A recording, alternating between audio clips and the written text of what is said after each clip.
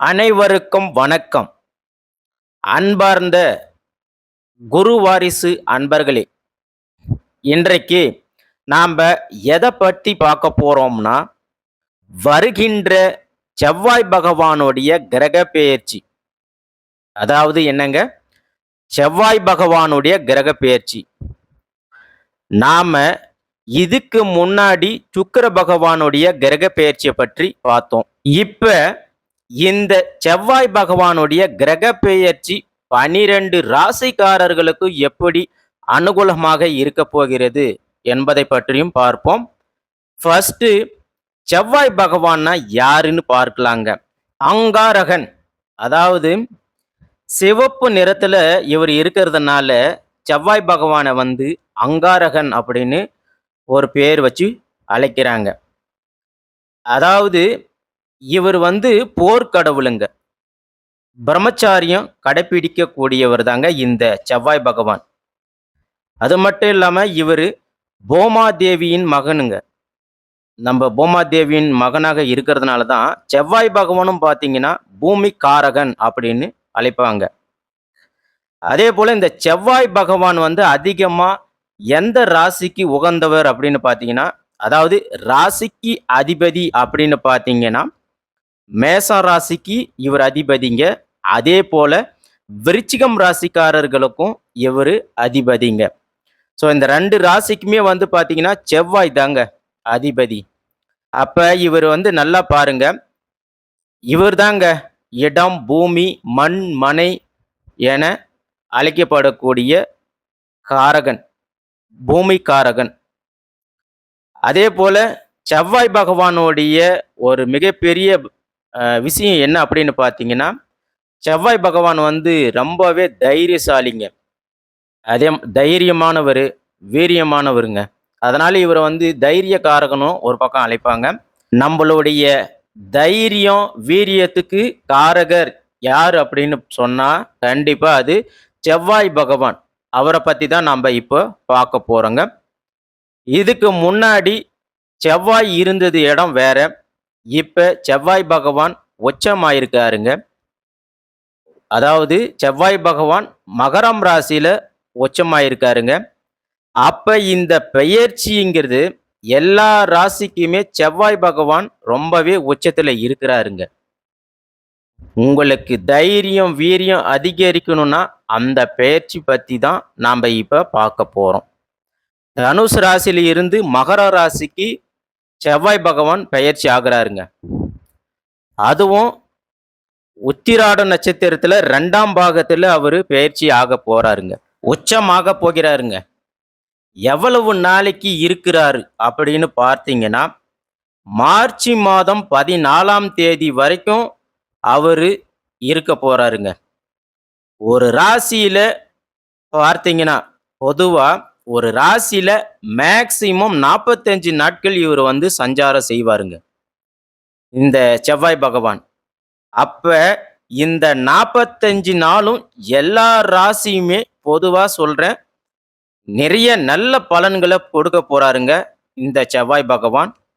அதே போல கால புருஷனுடைய 10வது வீட்டுக்கு இவரு வராருங்க.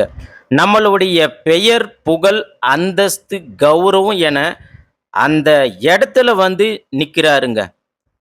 அப்ப நிறைய ராசிக்கு எது மாதிரியான ஒரு பலனை கொடுக்க போறாருன்னு தெளிவா இப்ப பார்க்க போறோம்ங்க. யாருமே மண், மனை, வீடு, நிலம், வாகனம், வண்டி, பூமி என ஆசை இல்லாத மனுஷனுங்களே இந்த கலியுகத்துல இருக்க மாட்டாங்க. அதனால கண்டிப்பா அவர்களுக்காண்டி தான் இந்த வீடியோ. இதுல கடைசி வரைக்கும் இந்த வீடியோவை நீங்க பாருங்க. நாம ஒவ்வொரு நட்சத்திரத்துக்கும் சரி ஒவ்வொரு விதமான பலன்கள் தொடர்ச்சியாக கொடுக்கிறோம். இந்த செவ்வாய் பகவானுடைய கிரக பெயர்ச்சி பத்தி தான் இப்போ நாம பார்க்க போறோம். ஆகையால வாங்க விரிவா இந்த வீடியோவை பார்க்கலாம். அன்பார்ந்த மீனம் ராசி அன்பர்களே, பொதுவாக மீனம் ராசி எதுலையுமே ஒரு புத்திசாலி ராசி எது அப்படின்னு கேட்டீங்கன்னா கண்டிப்பா மீன ராசியை சொல்லுவாங்க. அந்த அளவுக்கு அறிவுத்திறன் மீனராசிக்காரங்க கிட்ட நிறையவே இருக்குங்க. ஒரு விஷயத்தை பண்றதுக்கு முன்னாடி ஒரு முறைக்கு 2 முறை பல முறை யோசிச்சு, சிந்திச்சு பண்ணக்கூடிய ராசி இந்த மீன ராசிக்காரங்க.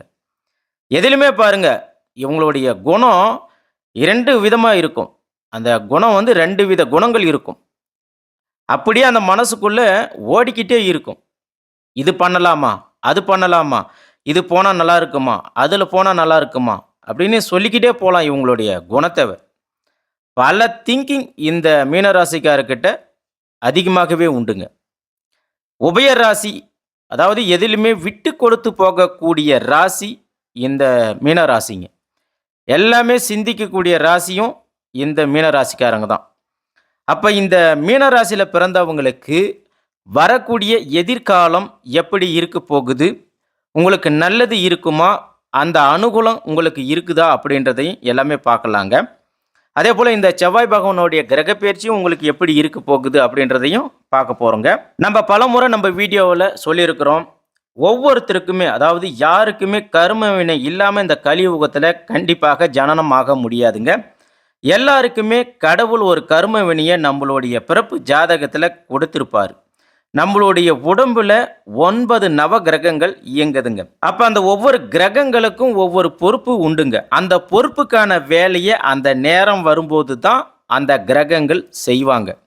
அதே போல இறைவன் எடுத்துக்கிட்டா ஒருத்தருக்கு எல்லாருக்குமே நல்ல பலனே கொடுத்துட்டுலாம் இருக்க மாட்டாருங்க. ஒரு சில பேருக்கு பாருங்க, தடைகளை தாண்டி அவங்க முன்னேறி வர மாதிரி பண்ணுவாரு.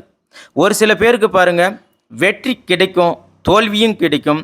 ஏன்னா அவங்களுடைய தசாபுத்தி அந்த அளவுக்கு பொருந்தும். அப்போ உங்க பிறப்பு ஜாதகம் எல்லாத்துக்குமே அதுதாங்க மெயின். அப்ப நம்ம ஏற்கனவே சொல்றது தான். லக்னம் என்பது உயிர், ராசி என்கிறது உடல். அப்ப இந்த லக்னம் மீறி உடல் வேலை செய்யாதுங்க.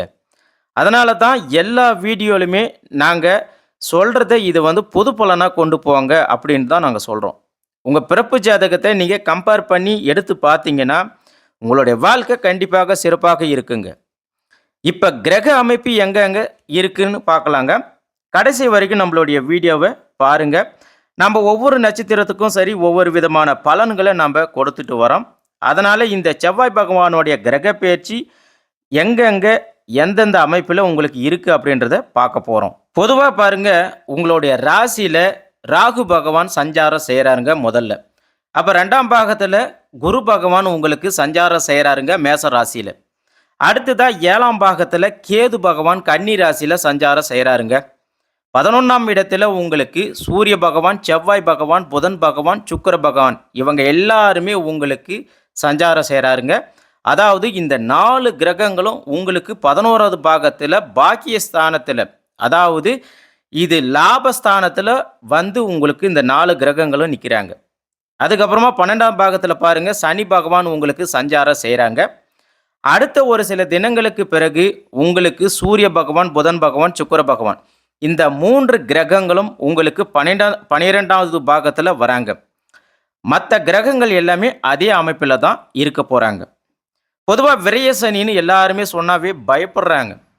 எதிலுமே பாருங்க விரய சனி, நிறைய பேருக்கு பாருங்க இந்த விரய சனியை பற்றி எப்பயுமே இவங்க மனசில் ஒரு குழப்பம் இருந்துகிட்டே இருக்கும். இவங்க மைண்டில் அது ஓடிட்டே இருக்கும்.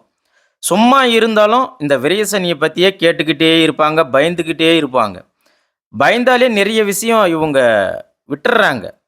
பொதுவாக விரய சனி, விரய சனி கண்டு பயப்பட வேண்டாங்க.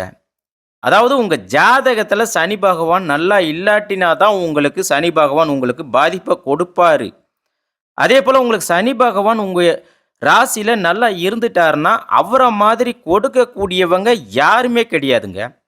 அதாவது சனி பகவான் மாதிரி கொடுக்கக்கூடியவரும் யாரும் கிடையாது. அதே போல் சனி பகவான் போல கெடுக்கக்கூடியவரும் யாரும் கிடையாதுங்க. அதே போல் இந்த யுகத்தில் சனி பகவான் கொடுக்கறது யாராலையுமே தடுக்க முடியாதுங்க. அதே போல் அந்த அளவுக்கு உங்களுக்கு நல்ல பலனை கொடுத்துட்டு போயிடுவாருங்க.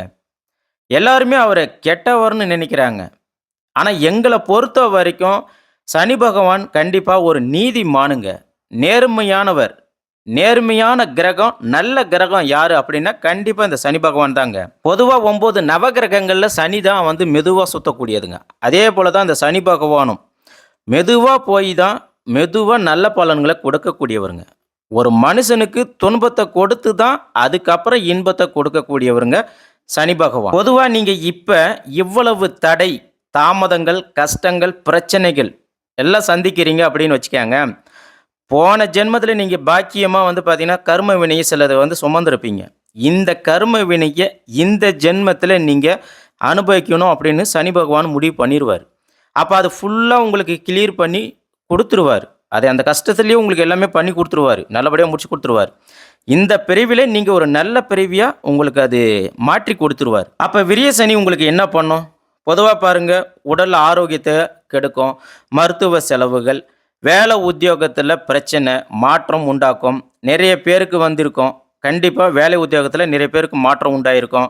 இடமாற்றம், வீடு மாற்றம், கணவன் மனைவி இடையே சில மனஸ்தாபங்கள், வருத்தங்கள், அப்புறமா பார்த்தீங்கன்னா கணவன் உடல் பிரச்சனை, அதேபோல மனைவி உடல் பிரச்சனை, வேலை உத்தியோக தடைகள், மாணவ மாணவியர்களுக்கெல்லாம் வந்து பார்த்தீங்கன்னா, படிப்புல ஒரு மந்தத்தன்மை, எப்ப பார்த்தாலும் சோம்பேறித்தனமா இருப்பாங்க. ஒரு சோர்வா இருப்பாங்க. ஆக்டிவா இருக்க மாட்டாங்க. அதேபோல தொழில் செய்யக்கூடியவங்களுக்கு எதிலுமே வந்து பார்த்தீங்கன்னா, தொழில்ல லாபம் கிடைக்காது. எல்லாமே ஒரு சின்ன சின்ன தடைகள் கண்டிப்பாக இந்த 7 1/2 சனி வந்து பார்த்தீங்கன்னா, அவங்க வயசுக்கு ஏத்தாற் போல கண்டிப்பாக கொடுப்பாங்க. பொதுவா ஒரு எக்ஸாம்பிளுக்கு எடுத்துக்கிட்டிங்கன்னா, ஒரு 14லேருந்து 15 வயசு இருக்கிற மாணவ மாணவியருக்கு வந்து பார்த்தீங்கன்னா, படிப்பில மந்தமா இருப்பாங்க. ஒரு சுறுசுறுப்பு இருக்காது. அதேபோல ஒரு 20லேருந்து 25 வயசு உடைய ஆண்களோ, பெண்களோ அவங்களுக்கு வந்து பார்த்தீங்கன்னா, ஏதாவது ஒரு ப்ரெஷர் குடுத்துருப்பாங்க. படிச்சு முடிச்சுட்டோம், வேலைக்கு போணும். வேலைக்கு குடுத்த இடத்துல ப்ரெஷர் குடுப்பாங்க. அப்புறமா திருமணம் பண்ணியிருப்பாங்க. திருமணத்தில வாழ்க்கையில சில பிரச்சனைகள், ப்ரெஷர்லாம் குடுத்துருப்பாரு. ஸோ அதேபோல வயசானவங்களுக்கு பார்த்தீங்கன்னா, உடல் சார்ந்த பிரச்சனைகள் குடுத்துருப்பாங்க. கை வலி, கால் வலி, மூட்டு வலி அப்படின்னு சொல்லி குடுத்துருப்பாங்க. ஸோ இது எல்லாமே வந்து சனி பகவான் அந்த அந்த காலகட்டத்தில அவங்களுடைய வயசுக்கு தகுந்தாற் போல கண்டிப்பா இத குடுத்து அவங்களுக்கு அந்த பூர்வ ஜென்மிய கர்ம வினைகள தீர்த்து வைப்பாருங்க.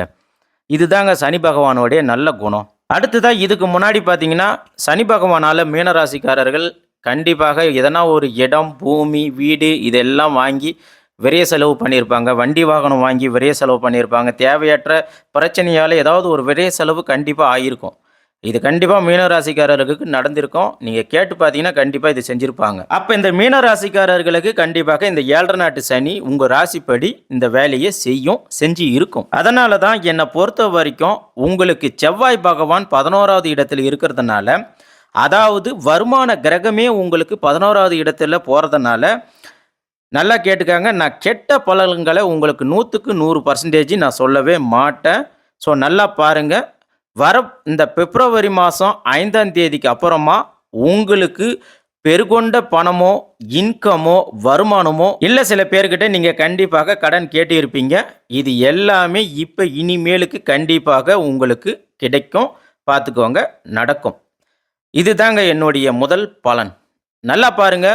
குடும்பத்தில உங்களுக்கு வருமானம், இன்கம், லாபம் பெருசா பிரம்மாண்டமா உங்களுக்கு கிடைக்க போதுங்க மீனம் ராசிக்காரர்களே. இதை நீங்கள் கண்டிப்பாக பயன்படுத்திக்கணும். மிஸ் பண்ணக்கூடாதுங்க. அதே போல் நம்ம பல முறை சொல்லுவோம், உங்கள் ஜாதகத்தில் தசாபுத்தி நல்லா இருந்துருச்சுன்னா கண்டிப்பாக உங்களுக்கு எல்லாமே சிறப்பாக இருக்கும். அதாவது செவ்வாய் பகவான் உங்களுக்கு 11வது வீட்டில் நல்லா உச்சமாகிறதுனால, அதனால் உங்களுக்கு நல்ல பலன்கள் நிச்சயமாக செவ்வாய் பகவான் கொடுப்பார். அதே போல் மீனம் ராசிக்காரர்களுக்கு இனிமேலுக்கு இறைவன் உங்கள் பின்னாடி நல்ல விஷயத்துக்கு மட்டும்தாங்க இருப்பார், கொடுப்பார். எந்த ஒரு விஷயமா இருந்தாலும் நீங்கள் போல்டாக தைரியமாக இறங்கலாங்க. உங்களுக்கு கடவுள் வந்து கை கொடுப்பாருங்க. அப்போ நீங்கள் என்ன பண்ணுவீங்க? வீடு, பூமி, இடம், பெருகொண்ட பணம், லாபம் எல்லாமே இனிமேலுக்கு உங்களுக்கு கிடைக்கும், உண்டாகுங்க. கண்டிப்பாக இது கிடைச்சே தீரும். அடுத்து இந்த 45 நாளில் பாருங்கள், உங்களுக்கு கண்டிப்பாக வருமானம், இன்கம் கொஞ்சமாச்சு உங்களுக்கு இன்க்ரீஸ் ஆகுமான்னு கேட்டிங்கன்னா கண்டிப்பாக ஆகும். நீங்கள் இதை பார்ப்பீங்க. அதே போல் தொழில் செய்கிறவங்களுக்கு பார்த்தீங்கன்னா, தொழில் ஏற்கனவே புதுசா ஆரம்பிச்சு நஷ்டம் அடைஞ்சவங்களுக்கு சரி, தொழில்ல கண்டிப்பாக இப்ப நல்ல லாபம் உங்களுக்கு உண்டுங்க. அது ஏன் சொல்றேங்கன்னா, தொழிலுக்கு அதிபதியாக இருக்கக்கூடிய குரு பகவான் உங்களுக்கு 2ஆம் இடத்துல செவ்வாய் பகவான் வீட்ல உட்கார்ந்து இருக்கிறாருங்க. அப்ப உங்களுக்கு எல்லாமே நடக்கும் தானே? அடுத்ததா பார்த்தீங்கன்னா, செவ்வாய் பகவான் வந்து உங்களுக்கு 11வது இடத்திலயும், 9ஆம் இடத்திலயும் உச்சமா இருக்கிறாருங்க. அதனால எல்லாமே உங்களுக்கு நல்ல ஒரு பலன். தொழில்ல லாபத்தை கண்டிப்பா நீங்க பார்ப்பீங்க. அப்ப தொழில்ல புதிய முன்னேற்றங்கள் உங்களுக்கு உண்டாகுமா? கண்டிப்பா உண்டாகும். அடுத்ததா பார்த்தீங்கன்னா, குரு பகவான் உங்களுக்கு 2ஆம் இடத்துல இருக்கிறதுனால, கண்டிப்பா உங்களுக்கு 1 தொழில் இடமாற்றம் பார்ப்பீங்க. இல்லைன்னா தொழிலில் லாபத்தை நீங்கள் கண்டிப்பாக பார்ப்பீங்க. அதே போல் வேலையில் உத்தியோகத்தில் இருக்கக்கூடியவங்களுக்கு கண்டிப்பாக ஒரு நிரந்தரமான வேலைகள் கண்டிப்பாக கிடைக்கும். அது கவர்மெண்ட் வேலையாக இருந்தாலும் சரி, தனியார் வேலையாக இருந்தாலும் சரி, நல்லா கிடைக்கும். கண்டிப்பாக ஒரு மாற்றத்தை உங்களுக்கு கண்டிப்பாக வந்திருக்கும், வரப்போகுதுங்க. அதே போல் இந்த தை மாதம் நீங்கள் ஏதாச்சும் ஒரு மாற்றத்தை கண்டிப்பாக பார்த்துருப்பீங்க. ஒன்று பழைய கம்பெனியிலேருந்து ரிலீவ் ஆகிருப்பீங்க, புதிய கம்பெனிக்கு ட்ரை பண்ணியிருப்பீங்க, வேலை கிடைச்சிருக்கும். அப்படி இல்லையா பழைய கம்பெனிலே உங்களுக்கு ப்ரொமோஷன் கிடைச்சிருக்கும், இல்லை இன்க்ரிமெண்ட் எல்லாமே கண்டிப்பாக கிடைச்சிருக்க வாய்ப்பு இருக்குங்க. புதிய கம்பெனியில் கண்டிப்பாக வேலை கிடைச்சிருக்கும். அடுத்ததாக மீனராசிக்காரர்களுக்கு இந்த செவ்வாய் பகவானுடைய கிரகப்பெயர்ச்சியில் நிம்மதியான வேலை, நிம்மதியான அனுகூலம் கண்டிப்பாக மீனராசிக்காரர்களுக்கு உண்டுங்க. அடுத்ததாக திருமணம் நடக்காதவர்களுக்கு 100% கண்டிப்பாக திருமணம் நடந்தே தீருங்க. அது முதல் திருமணமாக இருந்தாலும் சரி, இரண்டாவது திருமணமாக இருந்தாலும் சரி, இல்லை காதல் திருமணமாக இருந்தாலும் சரி, நிச்சயமாக உங்களுக்கு கை கூடுங்க. அடுத்ததாக மாணவர்களுக்கு பார்த்தீங்கன்னா, ஏற்கனவே அவங்க படிப்பில் ஒரு மந்தத்தன்மை இருந்திருக்கும், சுறுசுறுப்பு இல்லாமல் இருந்திருப்பாங்க, படித்தது எல்லாமே ஒவ்வொன்று ஃபெயிலாக இருக்கும். ஸோ இந்த மாதிரிலாம் மாற்றங்கள் இருந்திருக்கும். ஆனால் இனிமே நீங்கள் எடுக்கிற ஒவ்வொரு சப்ஜெக்ட்டும் எதுவுமே வெற்றிகரமாக உங்களுக்கு வருங்க. நீங்கள் படிச்சிங்கன்னா கண்டிப்பாக 100% பாஸ் பண்ணிடுவீங்க. அரசு வேலைக்கு நீங்கள் எழுதுகிறவங்களாக இருக்கக்கூடியவர்களும் நிச்சயமாக உங்களுக்கு அரசு வேலை உண்டுங்க. அடுத்ததாக மீனராசிக்காரர்களுக்கு குடும்பத்தை பொறுத்த வரைக்கும் ஏற்கனவே கணவன் மனைவி சண்டை சச்சரவு கோர்ட்டு கச்சேரி வரைக்குமே போயிருப்பீங்க. சில பேருக்கு வாய்ப்பு இருந்திருக்கும். ஆனால் இப்போ உங்களுக்கு நல்ல வாழ்க்கை இருக்குங்க. கணவனாக இருக்கட்டும், மனைவியாக இருக்கட்டும், கண்டிப்பாக ஒரு அனுசரணையோட கண்டிப்பாக குடும்பம் செழிப்பாக சிறப்பாக இருக்குங்க. அதே போல் இன்வெஸ்ட் பண்ணுறவங்க ஷேர் மார்க்கெட்டில், கமிஷன் பிஸ்னஸ்ஸு, நகைக்கடை, அப்புறம் ஃபைனான்ஸ் தொழில் பண்ணுறவங்க, இவங்க எல்லாருக்குமே கண்டிப்பாக சிறப்பாக இருக்குங்க. கண்டிப்பாக வரப்போகிற செவ்வாய் பகவானோட கிரக பெயர்ச்சியில் மீன ராசிக்காரர்களுக்கு சுப செலவு கண்டிப்பாக உண்டுங்க. அதாவது இடம், பூமி, வாகனம், வண்டி இல்லைன்னா கண்டிப்பாக வீட்டில் ஏதாவது ஒரு நல்ல காரியம் நடக்குங்க. அதுக்கான சுப செலவு நீங்கள் கண்டிப்பாக செலவு ஆகும். ஆகையால் மீனம் ராசிக்காரர்களுக்கு வரக்கூடிய செவ்வாய் பகவானுடைய கிரக பெயர்ச்சி மிக சிறப்பாக இருக்குங்க. நன்றி, வணக்கம்.